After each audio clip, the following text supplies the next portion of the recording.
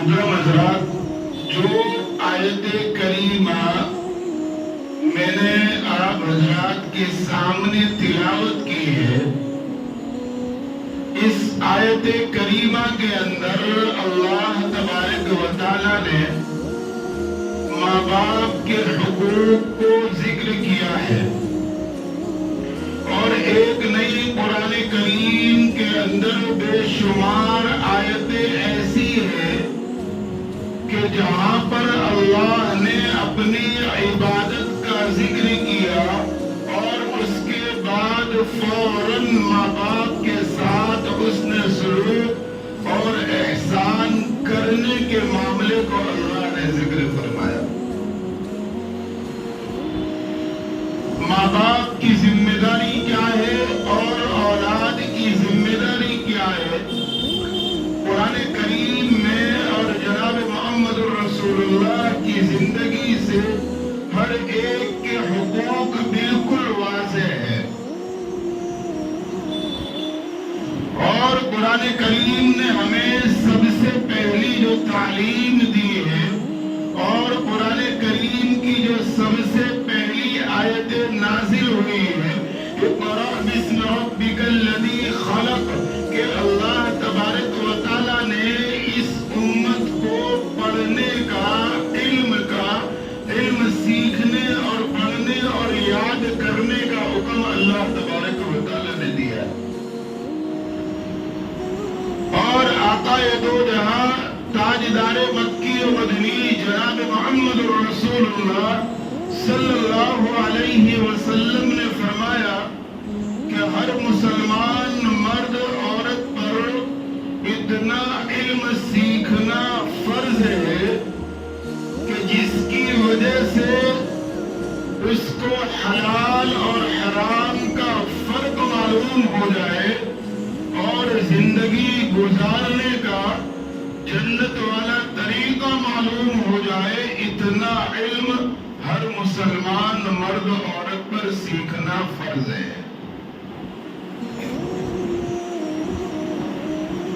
آج معاشرے کے اندر جس طرف ہماری نگاہیں اٹھ رہی ہیں، ہر طرف جو ہے ہماری بے دینی کی شکایتیں اور دین سے دوری، جناب محمد رسول اللہ کی سنتوں سے دوری کی بنیاد پر آج ہمارے معاشرے میں گندگیاں اور برائیاں پھیل رہی ہیں، اور کوئی وجہ نہیں ہے۔ معاشرے کی بربادی اور خرابی کے لیے وجہ یہی ہے کہ جو دین اور شریعت جناب محمد رسول اللہ لے کر آئے تھے، آج ہم نے صرف زبانوں تک اس کو محدود کر دیا، اپنی زندگی کے اندر اس کو داخل نہیں کیا، اپنی لائف کے اندر اس کو لائے نہیں، جس کے نتیجے میں معاشرے کے اندر برائیاں اور گندگیاں پھیل رہی ہیں۔ اگر ہم اپنے معاشرے کو درست کرنا چاہتے ہیں، اپنے محلے اور سوسائٹی کو اچھا بنانا چاہتے ہیں، تو جناب محمد رسول اللہ کی سنتوں کے بغیر معاشرہ اور سوسائٹی اچھی نہیں ہو سکتی ہے۔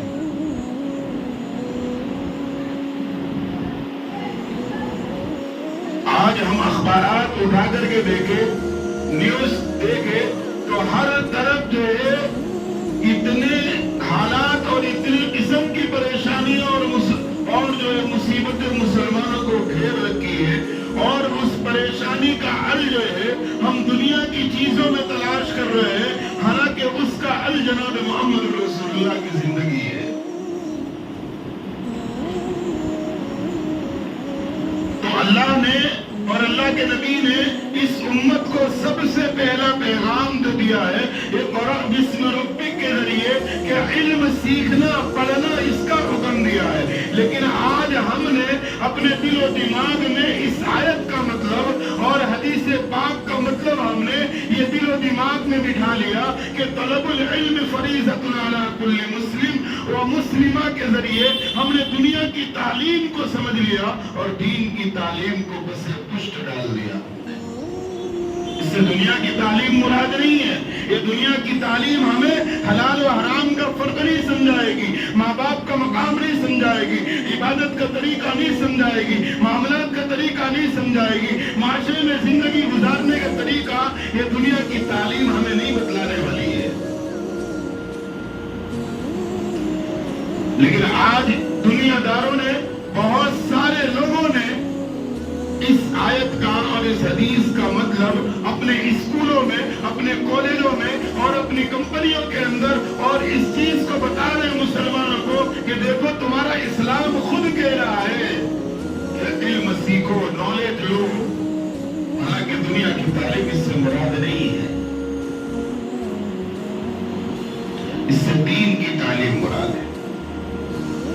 اور جس دن سے مسلمانوں نے اس آیت اور حدیث کا مطلب دنیا کی تعلیم کو سمجھا ہے، اس دن سے دین کی تعلیم کی اہمیت، عظمت، محبت ان کے دلوں سے اترتی اس حد تک چلی گئی کہ 5 گھنٹے اسکول میں دینے کے بعد بھی بچہ 2 گھنٹے مدرسے آئے، اس میں بھی ٹیوشن کی چھٹی لینے کے لیے آتا ہے۔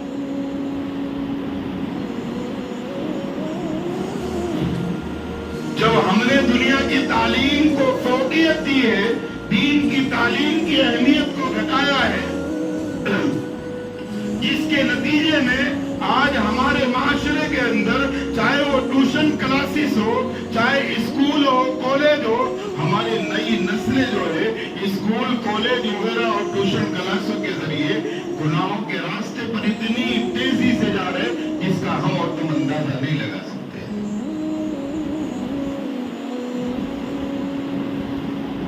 اگر میں یہ کہوں کہ 9ویں، 10ویں، 11ویں، 12ویں کالج پڑھنے والے بچے اور بچیاں دنیا کی تعلیم جو اس کی اہمیت دل میں آئی اور اس کو حاصل کرنے کے لیے چاہے وہ ٹیوشن کلاسز ہو، اسکول یا کالج ہو، 100 میں سے شاید ایک آدھ لڑکی لڑکے بچتے ہوں جو گناہ کے اندر مبتلا نہ ہو پاتے ہو۔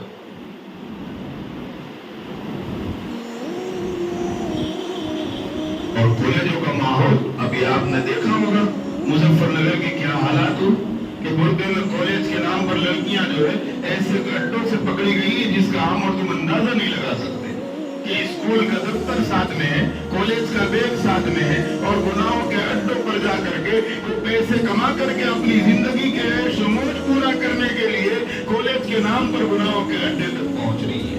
اس کا ذمہ دار کون ہے؟ ماں باپ ہے اس کے ذمہ دار۔ ماں باپ نے تو دنیا کی تعلیم بتائی کہ بیٹا ڈاکٹر بنو گے اتنا کماؤ گے، وکیل بنو گے اتنا کماؤ گے، انجینئر بنو گے اتنا کماؤ گے، تم ڈاکٹر اور وکیل بن جاؤ گے، اچھا بنگلہ ہوگا، اچھی گاڑی ہوگی، اچھی نوکری ہوگی۔ اس کی چکر میں آپ نے دین کی تعلیم نہیں دی، حلال و حرام کا فرق نہیں سمجھایا، تو دنیا کی تعلیم کے ذریعے گناہوں کے اڈے تک پہنچے۔ اس کا ذمہ دار کون ہے؟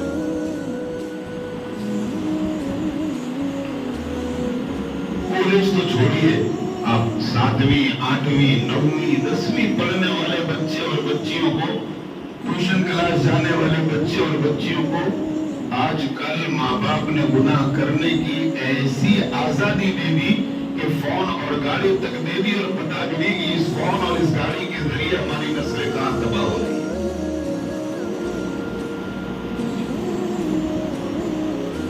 دوست کے نام پر کے ماں باپ کو دھوکہ دے رہا ہے، لڑکیاں سہیلی کے نام پر جو اپنے ماں باپ کو دھوکہ دے رہی ہے۔ اور تعلیم دلوا کر کے کیا فائدہ جو جہنم کے راستے پر لے جائے؟ جو گناہ کے راستے پر جو تعلیم لے جاتی ہو، ایسی تعلیم حرام ہے، حرام۔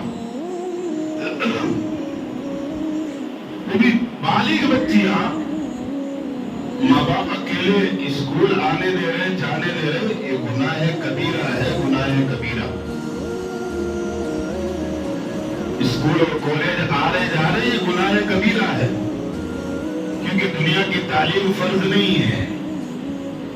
میں پہلے بھی کہا تھا، اگر کسی بالغ لڑکی پر اگر اس کے اوپر حج فرض ہو جائے اور اگر اس کا کوئی محرم نہیں ہے، باپ نہیں ہے، بھائی نہیں ہے، بیٹا نہیں ہے، سگا کوئی بھائی نہیں ہے، تو اگر کوئی محرم اس کو لے کر حج کرنے جا نہیں سکتا، کوئی محرم نہیں ہے، تو اللہ نے کہا میری وہ فرض عبادت میں اس کے ذمے سے ختم کر دوں گا، لیکن اکیلے سفر کرنے کی اجازت نہیں ہے۔ जैसी इबादत में फर्ज इबादत अल्लाह ने अकेले सफर करने से मना कर दिया, तो वो तालीम जो जहन्नम के रास्ते पर ले जा रही है, माँ बाप अपनी बालिग बेटियों को अकेले स्कूल और कॉलेज आने जाने की इजाजत कैसे दे सकते हैं?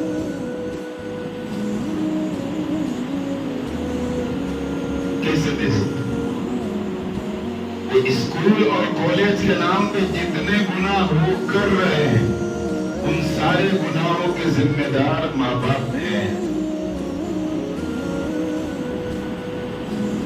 मैंने पहले भी कहा था फतावा रहीमिया के हवाले से कि इस पुरफितन दौर में, जबकि हर तरफ जिना के दरवाजे खुले हुए हैं, हर तरफ इर्तिदाद की हवाएं चल रही है, लोगों के ईमान और अमाल के मसाइल पैदा हो रहे हैं, ऐसे दौर में सिर्फ लड़की को इतनी तालीम दिलवाना कि जिसके जरिए से वो फार्म वगैरह भर सके, एड्रेस वगैरह लिख सके, इससे ज्यादा की तालीम हराम करार दिया है फतावा रहीमिया। तीसरी जिल्द किताबुल इल्म खोल कर देख लेना। और अगर जो लोग तालीम दिलवाना चाहते हैं इससे ज्यादा की, तो माँ बाप के जिम्मे है कि उसके साथ कोई महरम लेने जाए और छोड़ने जाए, पूरी उसकी निगरानी के साथ। अगर माँ बाप पढ़ाए तो आगे की तालीम की इजाजत है, वरना जायज नहीं है।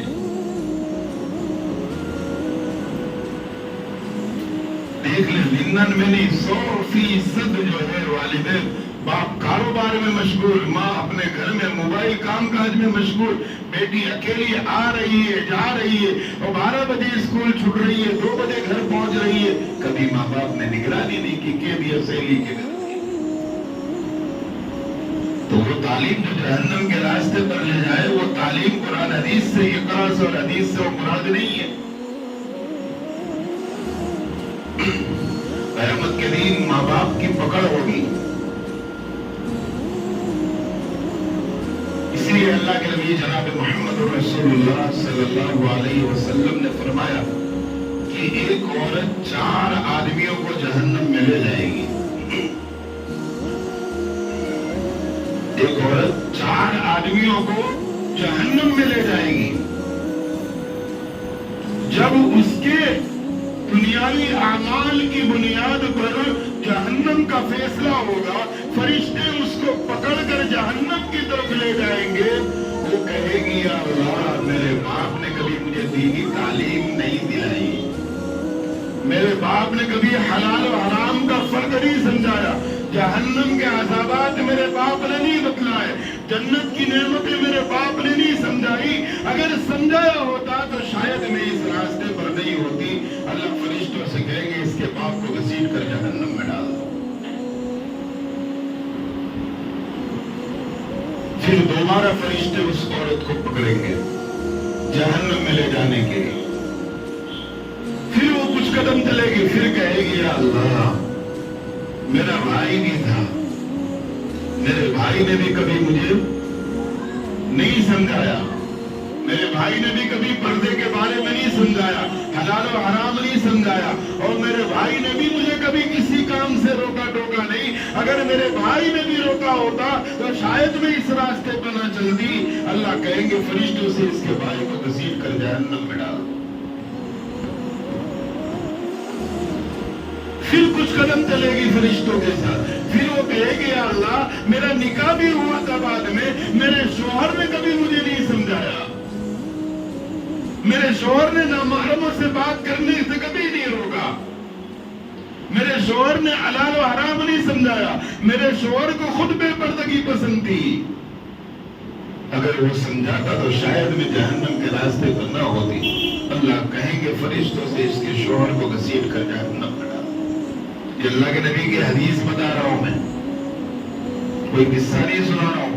जनाब मोहम्मद रसूलुल्लाह के जुबान मुबारक से निकले हुए अल्फाज है ये। फिर वो कहेगी, अल्लाह, मेरा बेटा भी था।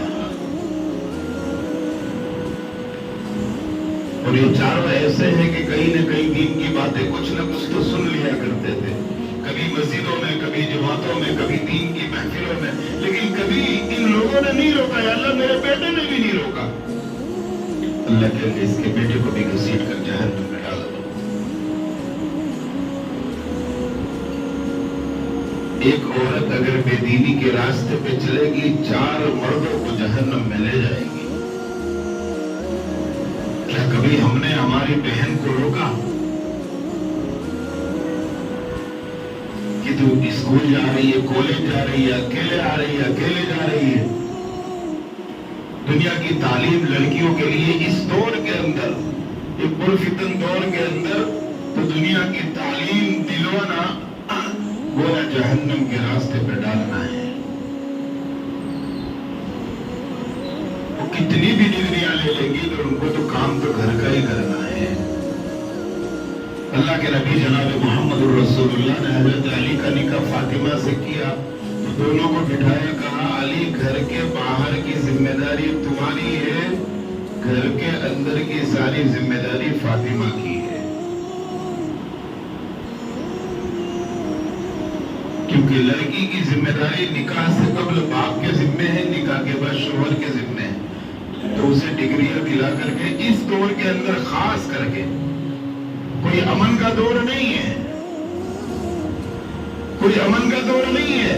آپ ٹیوشن کلاس سے آپ بھی چل رہے، جا کر کے 10 منٹ کھڑے ہو کر کے وہاں کا نظارہ دیکھیے، اسکول اور کالجوں میں جا کے نظارہ دیکھیے کہ جو اولاد ہمارے لیے دنیا کی تعلیم سیکھ کر جہنم کا ذریعہ بنے، اس سے اچھا تو کیا ہے؟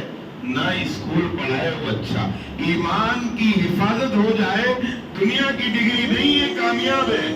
اور اگر دنیا کی ڈگری لی ہماری بیٹی نے، ڈاکٹر بن گئی، انجینئر بن گئی، وکیل بن گئی، اور کیا ہے کمپنیوں میں جاب اور نوکری مل گئی، لیکن ایمان اور عزت کے سودے کے ساتھ تو وہ ہمارے لیے جہنم کا سامان ہے۔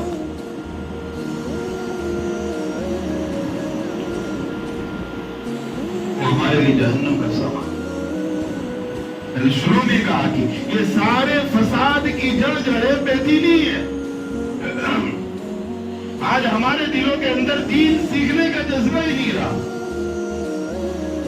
اللہ کے نبی کی عظمت کہ لوگ پہلے ایک بات اللہ کے نبی کی سن لیتے تھے، ان کے بال کے روانٹے کھڑے ہو جاتے تھے کہ میرے نبی نے یہ بات کہی ہے، اور آج اللہ کے نبی کی باتیں ہم سنتے ہیں، ایسا لگتا ہے کہ دنیا کی کسی آفیسر نے کہہ دیا، اس کی بات سنی انسنی۔ جناب محمد رسول اللہ کی بات کی بھی یہی اہمیت ہمارے دلوں میں رہ گئی ہے۔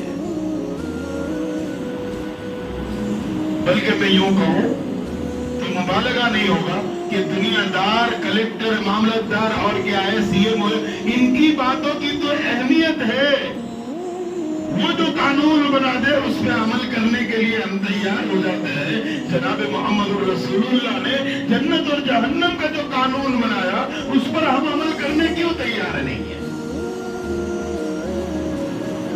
زندگی ہماری کتنے سال کی ہے؟ 60 سال، 70 سال۔ وہ 70 سال کے اندر زندگی ختم ہونے والی ہے۔ وہ 70 سال کی زندگی اچھی بنانے کے لیے اچھا بنگلہ بنانے تیار ہے، اچھی گاڑیاں لانے تیار ہے، اچھا بینک بیلنس بنانے تیار ہے، اور مرنے کے بعد کی جو زندگی کروڑ سال کی، وہاں موت نہیں آئے گی، اس کے لیے کیا تیاری اور پلاننگ ہے ہماری؟ کیا تیاری اور پلاننگ ہے ہماری آخرت کے لیے؟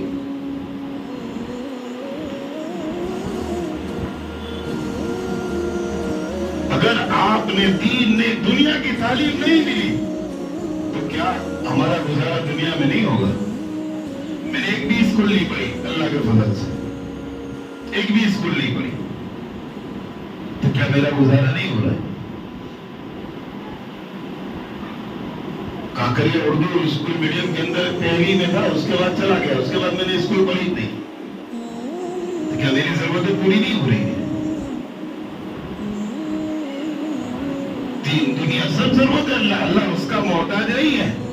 اس میں بھی بہت سارے ایسے ہوں گے جو نہیں پڑھے لیکن ان کی اولادیں پڑھ رہی ہے۔ اگر آپ اپنی اولاد کو پڑھا رہے ہیں دنیا کی تعلیم تو ذمہ داری آپ کی ہے۔ لڑکی ہے تو اس کو لے کر جانا، لے کر آنا، ٹیوشن کلاس کب جا رہی ہے وہاں جا کر کے دیکھو کہیں ہماری بیٹی کو لڑکوں کے بیچ میں تو نہیں بٹھایا گیا ہے۔ آپ کی ذمہ داری ہے۔ ورنہ ایسی تعلیم پر اللہ کی لعنت ہے، جناب محمد رسول اللہ کی لعنت ہے، جو ہماری بیٹی کی دنیا اچھی بنانے کے لیے اس کی آخرت خراب کر دے۔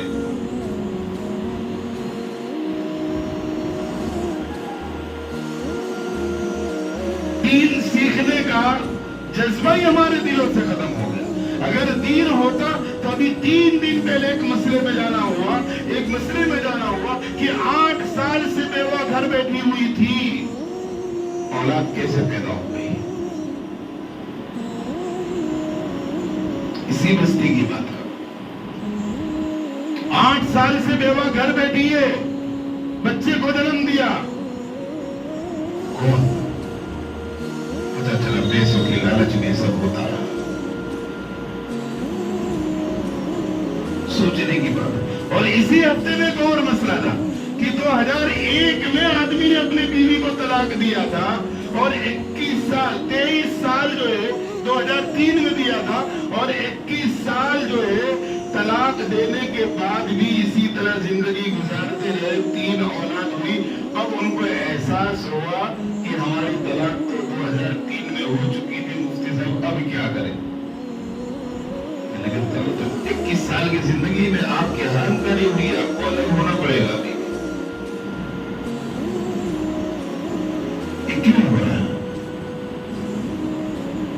دین نہیں سیکھا، شریعت کا علم نہیں لیا۔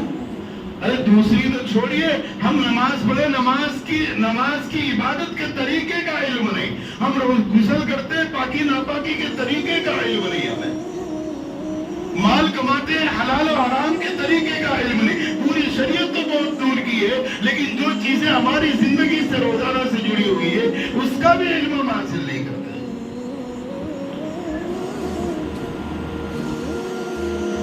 اور دنیا کی چیزوں کا نالج لینے کے لیے، موبائل کا نالج لینے کے لیے، لون کیسے لینا اس کا نالج لینا ہو تو نہ جانے کہاں کہاں دماغ اور کہاں کہاں چلے جائیں گے، تب انسان بزی نہیں ہوتا ہے۔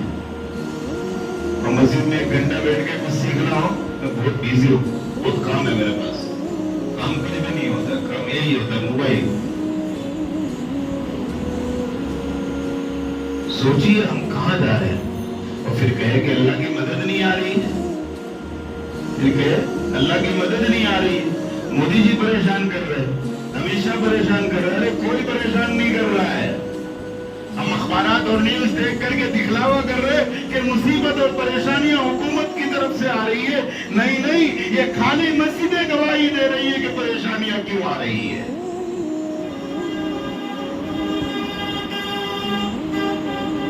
ہمارے حرام کاروبار بتلا رہے کہ پریشانیاں کیوں آ رہی ہے، ہماری بے دینی بتلا رہی ہے کہ پریشانیاں کیوں آ رہی ہے، اور ہم کہیں کہ حکومت پریشان کر رہی ہے۔ حکومت نہیں پریشان کر رہی ہے، ہمارے برے اعمال ہمیں پریشان کر رہے ہیں۔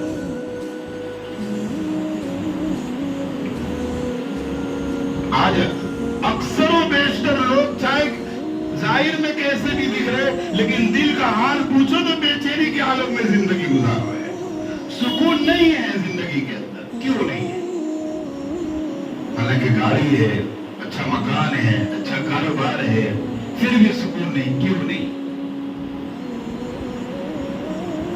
کیونکہ قرآن نے کہہ دیا کہ دنیا کی ساری نعمتیں مل جائے، آپ کروڑ پتی کیوں نہ بن جائے، اگر جناب محمد رسول اللہ کی سنتیں آپ کی زندگی میں نہیں ہے، آپ کے دل کا سکون ختم ہو جائے گا۔ آج وہی حال ہے۔ آج بھی کہو کہ بھائی ہمیں اللہ کے نبی سے محبت ہے، سب کہیں گے محبت ہے۔ اللہ کے نبی کا چہرہ پسند کیوں نہیں آیا بھائی؟ اللہ کے نبی سے محبت ہے، کہاں محبت ہے؟ میرے نبی نے تو کہا کہ میرے آنکھوں کی ٹھنڈک نماز ہے، تو نماز میں کیوں نہیں بھائی؟ اللہ کے نبی سے محبت ہے تو اللہ کے نبی نے کہا گھر میں برکت لانے کے لیے قرآن کی تلاوت ضروری ہے، تو ہمارے گھر میں قرآن کی تلاوت کیوں نہیں؟ سوچنے کی بات ہے کہ ہم محبت اللہ کے نبی سے، طریقہ یہود و نصارہ کا۔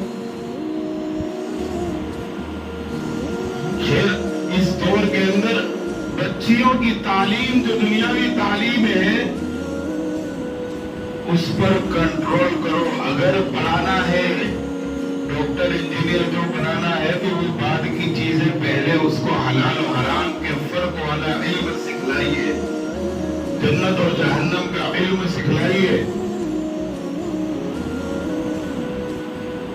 जो डॉक्टर बनने के चक्कर में, इंजीनियर बनने के चक्कर में, जॉब करने के चक्कर में, वकील बनने के चक्कर में उम्र हो गई 23-24, अब रिश्ते भी नहीं आ रहे हैं। शरीयत ने तो बालिग होने का हुक्म लगाया और मोदी जी की शरीयत ने तो 18 साल की कैद लगाई है, तो 18 में शादी कर देनी चाहिए, वरना 22-23 जैसे पार करते हैं रिश्तों के मिलने बहुत मुसीबत हो गई, रिश्ते नहीं मिल रहे। फिर जब रिश्ते नहीं होंगे तो जहाँ जॉब करेगी, जहाँ आ रही है जा रही, कोई नहीं कोई गलत रास्ते इख्तियार करेगी नहीं। आपकी जिम्मेदारी है दुनिया की तालीम की चक्कर में उम्र को लेट करना और फिर तालीम पूरी होने के बाद रिश्ते की रुकावट और उसका गुनाह की तरफ जाना, पाप जिसका कसूरवार है। और आजकल की नस्लें भी जो है माँ बाप के हुकूक और उनकी बातों को पामाल कर दिया है, समझते नहीं कि माँ बाप का क्या मकाम है। कुरान करीम में अल्लाह तबारक व तआला ने फरमाया वक़ज़ा रब्बुका अल्ला तअबुदू इल्ला इय्याहु व बिल वालिदैनि इहसाना इम्मा यब्लुगन्ना इंदकल किबरा अहदुहुमा औ किलाहुमा फला तकुल लहुमा उफ़्फ़िन व ला तन्हरहुमा व कुल लहुमा क़ौलन करीमा। अल्लाह तबारक व तआला फरमा रहे कि अल्लाह ने फैसला कर दिया वक़ज़ा रब्बुका अल्ला तअबुदू इल्ला इय्याहु, अल्लाह ने फैसला किया है कि तुम्हें सिर्फ अल्लाह ही की इबादत करनी है। और उसके बाद फौरन अल्लाह ने कहा व बिल वालिदैनि इहसाना, अपने माँ बाप के साथ एहसान करना है, अच्छा मामला करना है, अच्छे अखलाक से पेश आना है। अल्लाह ने एहसान का लफ्ज़ इस्तेमाल, ये नहीं कहा कि तुम्हारे माँ बाप को खाना खिलाना है, ये नहीं कहा तुम्हारे माँ बाप को हर महीने खर्चा देना है।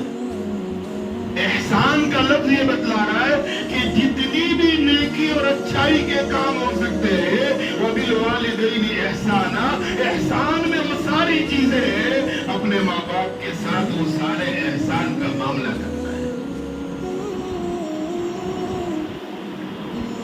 लेकिन आज ये हमारी नई नस्लें, ये नौजवान अपने फ्रेंड सर्कल की वजह से, अपने दोस्तों की वजह से, अपने दोस्तों की महफिल और मजलिस की वजह से रात 1-12 बजे तक जागने के लिए सिर्फ अपने दोस्तों की बुनियाद पर माँ बाप कितना भी समझाए, माँ बाप की बातों से दिलो दिमाग में नहीं उतरती है।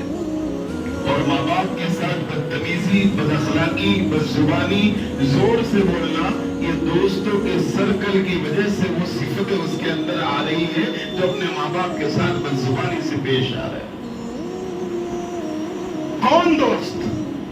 ये कैसा फ्रेंड सर्कल है कि वही आपके दोस्त 5 साल 10 साल जो आपके साथ दोस्ती कर रहे हैं, कुछ न कुछ बात पर जो अगर ना इत्तेफाकी हो गई परसों आपसे कदे ताल्लुक कर लेंगे, और कदे ताल्लुक होते ही बल्कि दोस्ती में भी रहकर आपके वीक पॉइंट जो है, आपके जो ऐब है दूसरों तक पहुंचाते हैं। और वो माँ बाप आपके सारे वीक पॉइंट दबाकर छुपाकर आपकी अच्छाइयां लोगों को बयान करते हैं। वो माँ बाप को छोड़कर अपने दोस्तों के लिए अपने माँ बाप को बुरा भला कहा, जो आपके ऐब को भी छुपाकर लोगों के सामने आपकी तारीफ करते हैं। वो आपका दोस्त, वो आपका फ्रेंड सर्कल जो आपके साथ बैठता है, आपके उठने के बाद आपके ऐब दूसरों को बयान करता है, आपकी वीक पॉइंट बयान करता है, और उसके लिए आपने माँ बाप को ठुकरा दिया।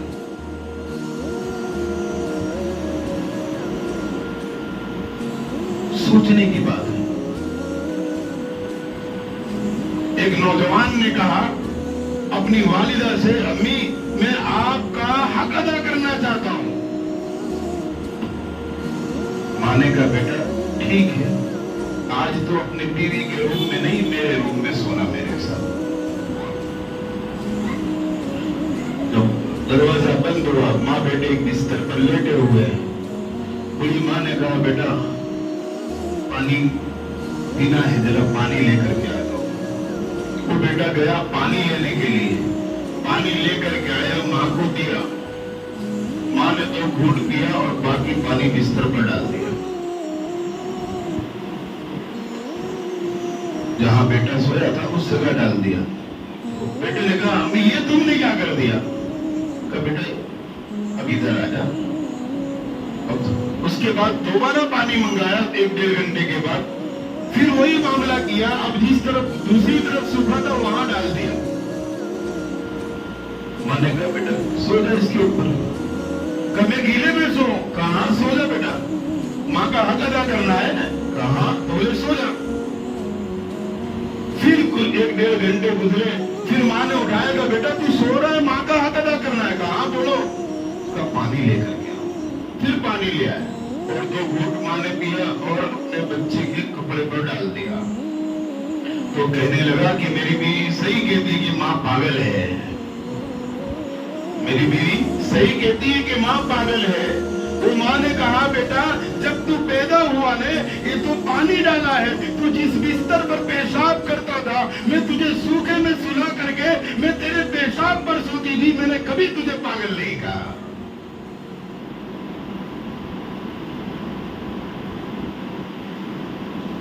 اور تجھے نہلانے دھلانے میں تو نے کئی بار میرے منہ پر پیشاب کیا تو بھی میں نے تجھے اپنے سینے سے لگایا. تجھے کبھی پاگل نہیں کہا. 9 مہینے پیٹ میں رکھا. اتنی تکلیفیں ہوئی.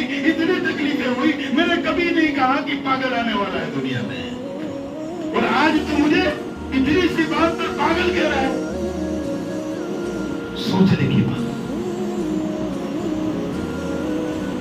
کہ آج بیوی کے لیے, دوستوں کے لیے ہم ماں کے ساتھ کیا معاملہ کر رہے ہیں جس کا ہم اندازہ نہیں لگا سکتے. ماں باپ کے ساتھ بدزبانی, بد اخلاقی یہ ہمارے لیے دنیا میں بھی نقصان ہے اور آخرت میں بھی نقصان ہے. دنیا میں چاہے کتنی بھی ڈگری لے لے, بڑے سے بڑا بزنس مین بن جائے, ماں کا دل دکھایا ہے آج نہیں کل لائف میں پرابلم آنی طے ہے. آخرت تو اپنی جگہ پر ہے. 2 سال 5 سال کے بعد جو ماں کا دل دکھایا ہے اس کی تکلیف بھگتنی پڑے گی.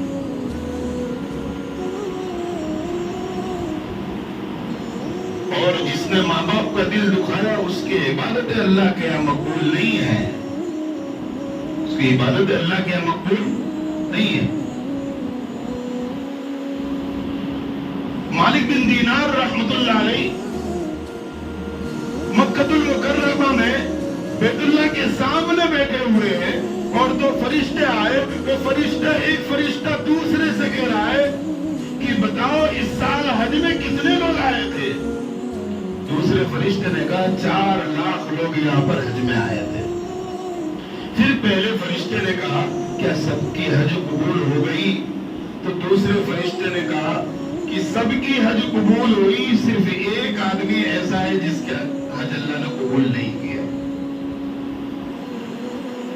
مالک بن دینار رحمت اللہ علیہ اٹھے اور فرشتوں سے کہنے لگے بھائی کہیں وہ مالک بن دینار تو نہیں ہے کہ جس کا حج قبول نہ ہوا ہو, تو مجھے بتلا دو. کہا نہیں آپ نہیں ہیں. مالک بن دینار پھر بھی بیت اللہ کا گلاف پکڑ کے رو رہے, اللہ سے مانگ رہے, معافی مانگ رہے.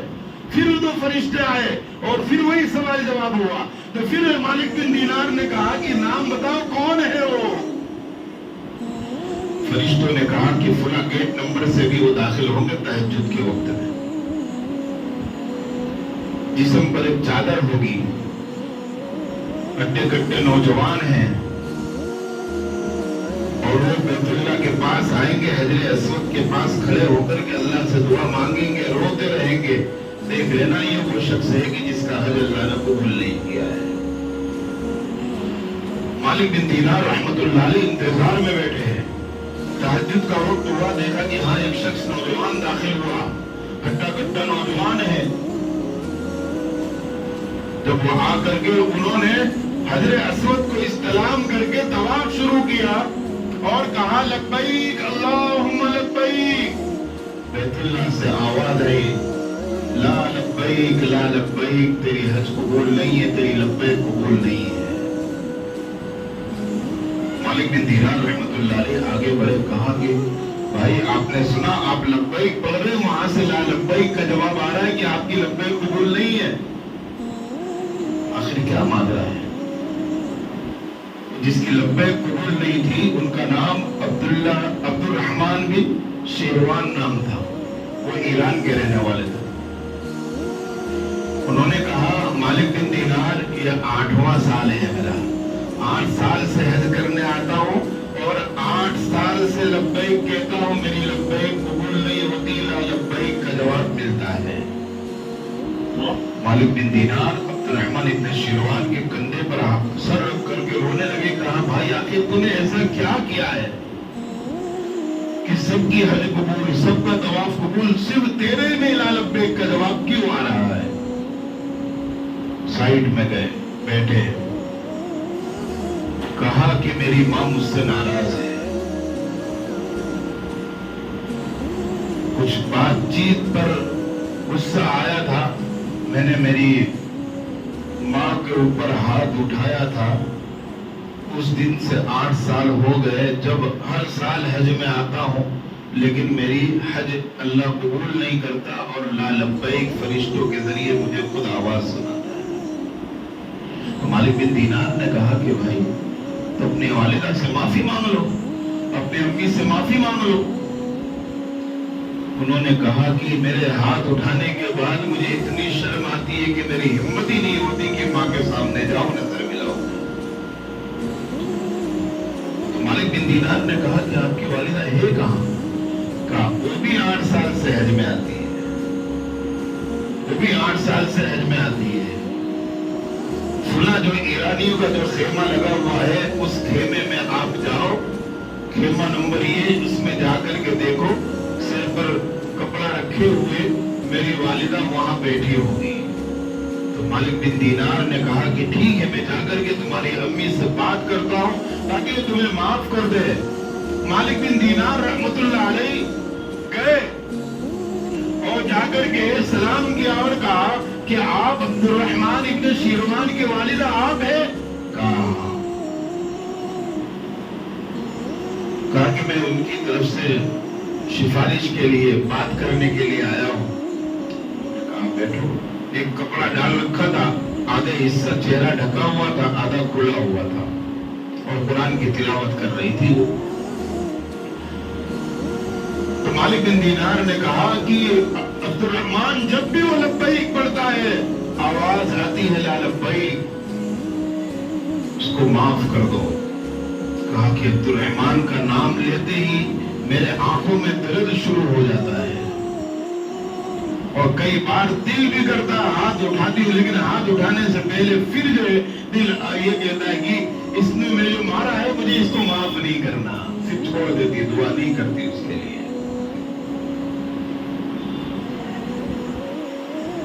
اتنے میں عبد الرحمن بھی پہنچ گئے.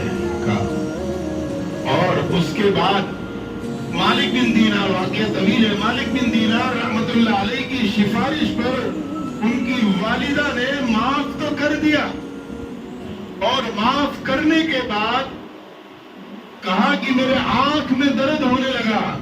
جیسے ہی عبد الرحمن اپنے بیٹے کو معاف کیا, کہا میرے آنکھ میں درد ہو رہا ہے. مالک بن دینار نے کہا کہ آپ اپنے چہرے پر, ان کے بیٹے عبد الرحمن نے بھی کہا امی چہرے پر سے یہ کپڑا اور چادر اتاری ہے. تو جب چادر ہٹائی ہے ان کی والدہ نے تو دیکھا کہ ایک آنکھ ہی نہیں ہے. ان کی والدہ نے کہا عبد الرحمن نے جب مجھے تماچا مارا تھا جس کی وجہ سے میری آنکھ باہر آ گئی تھی, تبھی دل اتنا رویا تھا, تب سے ناراضگی ہے مجھے. اب معاف کر دی, اب وہ معاملہ اللہ کے حوالے میں نے معاف کر دیا. تو عبد الرحمن آگے بڑھے اور ماں کو اپنے گلے لگانے کی کوشش کی. ماں نے سر سے لے کر ہاتھ پھیرا اور ہاتھ پھیرتے پھیرتے جب یہاں نیچے آئی تو دیکھا کہ عبد الرحمن کا ہاتھ ہی نہیں ہے. کہا بیٹا یہ کیا؟ کہا ماں جس دن میں نے تجھ پر ہاتھ اٹھایا تھا بعد میں مجھے بہت افسوس ہوا, اس لیے کہ میں نے میرا یہ ہاتھ میری ماں پر اٹھایا ہے, میں نے اسی دن اپنا یہ ہاتھ کاٹ کر نکال دیا تھا. ماں کی ناراضگی پر اللہ حج جیسی عبادتیں بھی قبول نہیں کرتا ہے. اس کے بعد جب معافی ہوئی تو عرش سے آواز آئی عبد الرحمن پچھلے 8 سال کے بھی حج قبول بولے اب تو ماں کوئی معمولی چیز نہیں ہے، ماں کا مقام بہت اونچا ہے۔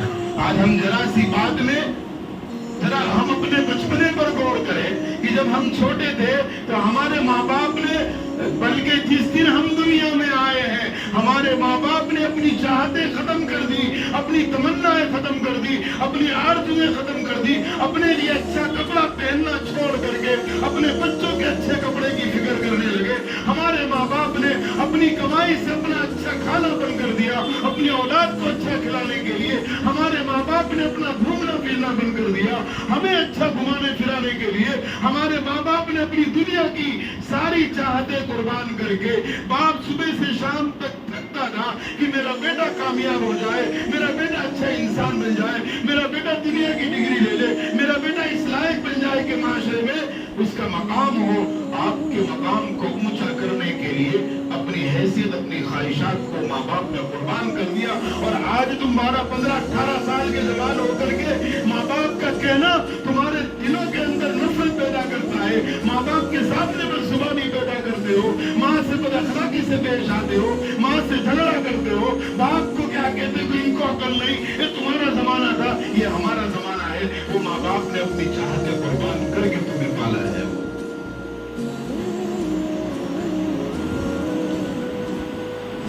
اسی لیے قرآن کریم نے کہا کہ باپ کے مقابلے میں ماں کا مقام 3 گنا زیادہ ہے، 3 گنا زیادہ ہے، کیونکہ ماں نے 3 ایسی تکلیفیں برداشت کی ہے جس میں باپ کا کوئی حصہ نہیں،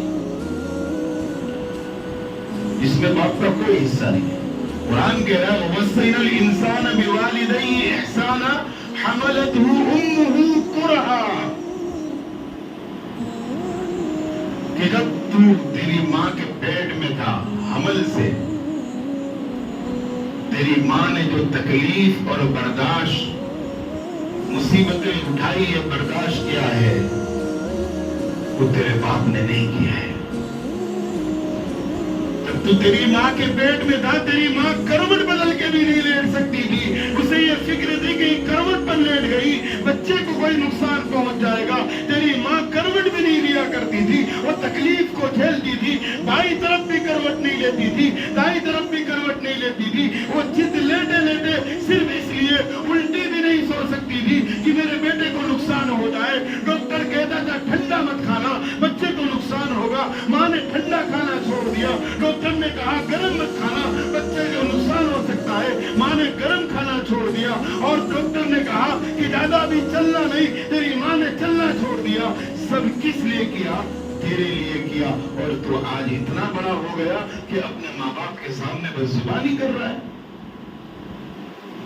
یہ وہ تکلیف ہے جو ماں نے جھیلا ہے، باپ کا اس میں کوئی حصہ نہیں ہے۔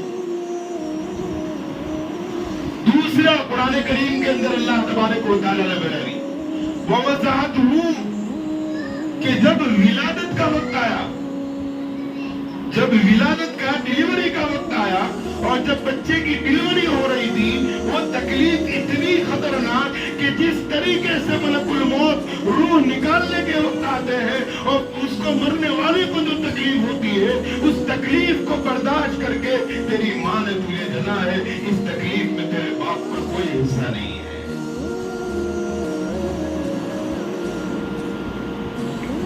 سوچے تو صحیح کہ ایک ایسی چھوٹی جگہ سے اللہ نے اولاد دی تو ڈیلیوری کے وقت ماں کو کتنی تکلیف ہوئی ہوگی۔ میرے آقا جناب محمد رسول اللہ نے فرمایا کہ کوئی 7 سال اپنے کندھے پر اپنے ماں باپ کو بٹھا کر کے پیدل حج کرا لے، 7 سال، تو بھی جو ڈیلیوری کے وقت اس کی ماں کی آہ جو پہلے نکلتی ہے درد کی وجہ سے، اس کا بھی حق ادا نہیں ہو سکتا ہے۔ تیسری چیز، ماں نے اپنے جسم کے جوہر سے جو دودھ بنا تھا وہ دودھ تجھے پلایا ہے، اور 2-2.5 سال تک دودھ پلانے کے ساتھ تیرے پیشاب پاخانے اور گندگی کو صاف کیا ہے، وہ تکلیف ماں نے جھیلا ہے، اور تجھے رات رات رویا کرتا تھا، 1 گھنٹہ سکون سے نہیں سوتا تھا، تیرے پیچھے تیری ماں نے اپنے کئی راتیں اپنی نیند قربان کی ہے، تب جا کر کے تو اس لائق بنا ہے۔ اور آج تو गया, 18 साल की उम्र में ये हो गया कि कहता है कि माँ तुझे नहीं समझ पड़े, अब्बा को कहता तुम्हें नहीं मालूम पड़े इस दौर के अंदर दोस्तों का होना बहुत जरूरी है और अपनी पहचान होना बहुत जरूरी है। वो माँ बाप ने जो तकलीफें बर्दाश्त करके तुझे पाली है, तो पूरी जिंदगी भी अगर खिदमत करेगा, माँ बाप के हक को अदा नहीं कर पाएगा। सोचने की बात। इसीलिए अल्लाह के नबी ने कहा कि खिदमत के मुकाबले में बाप से ज्यादा 3 गुना ज्यादा खिदमत माँ की इंसान पर जरूरी है। लेकिन आज माँ बाप इंतजार करते हैं कि बेटा आज मिलने आ जाए, अलग रहते हैं, कई दिन, हफ्ते, महीने गुजर जाते, अपने माँ बाप से मिलने भी नहीं जाते हैं। या माँ बाप गांव में हम यहाँ कारोबार कर रहे, तो क्या हम रोजाना खैरियत माँ बाप से पूछ रहे? कई दिन गुजर जाते, माँ इंतजार करती है कि आज मेरे बेटे का फोन आएगा, आज मेरे बेटे का फोन आएगा। वो इंतजार में कई दिन गुजार देती, अपने बेटे की आवाज सुनने के लिए तरसती रहती है। जिस दिन माँ बाप नहीं रहेंगे ना, उस दिन पता चलेगा कि उनकी रहमतें। आज हमारे माँ बाप, चाहे हम अलग हैं या अहमदाबाद में, वो गांव में है, लेकिन हमारे माँ बाप जो अपनी औलाद के हक में दुआ करते ही रहते हैं और लोगों से भी कहते हैं कि दुआ करना, मेरा बेटा कमाने गया है, अल्लाह उसके माल में बरकत दे, अल्लाह उसके ईमान अमाल की हिफाजत करे। हमारे माँ बाप हमारे लिए दुआ कर रहे हैं और दूसरे से दुआ करवा रहे, और हम यहाँ रहकर कितनी बार अपने माँ बाप के लिए हाथ उठा करके दुआ करते हैं। अपने माँ बाप के लिए कभी हम दुआ ही नहीं करते हैं।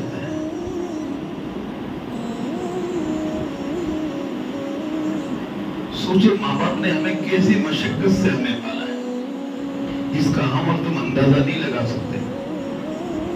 इसीलिए तो जहां अल्लाह ने इबादत का जिक्र किया कुरान में, फौरन माँ बाप के एहसान अल्लाह ने कुरान में जिक्र किया है, जगह जगह अल्लाह ने जिक्र किया है।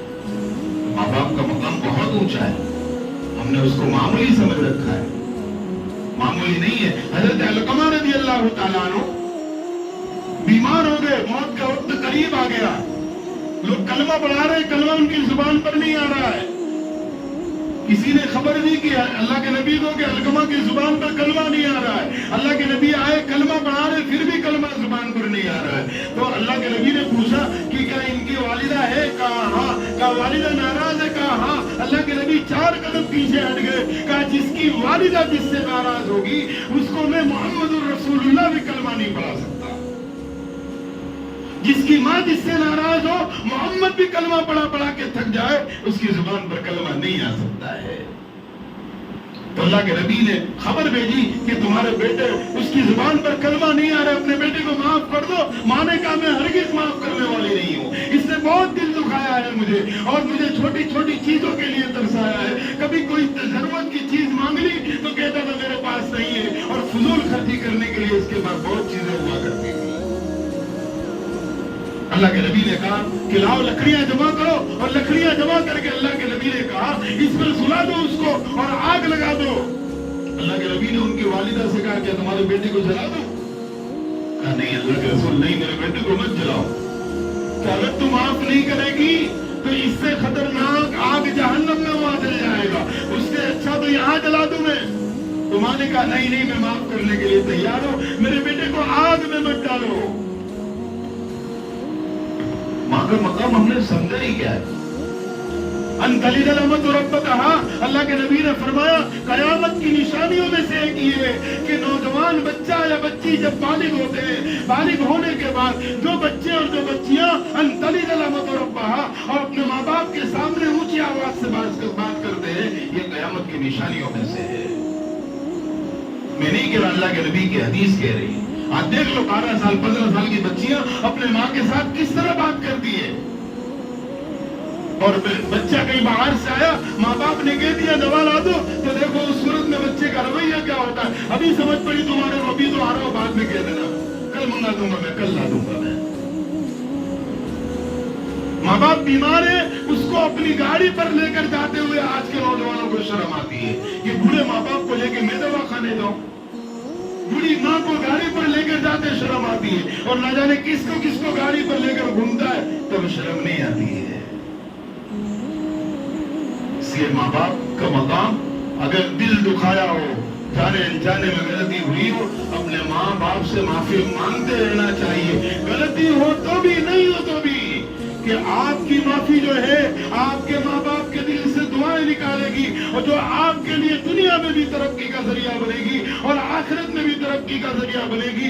बहुत सारे लोग माल कमा रहे, तरक्की नहीं हो रही है, कहीं ना कहीं अपने माँ बाप के साथ बदजुबानी की होगी।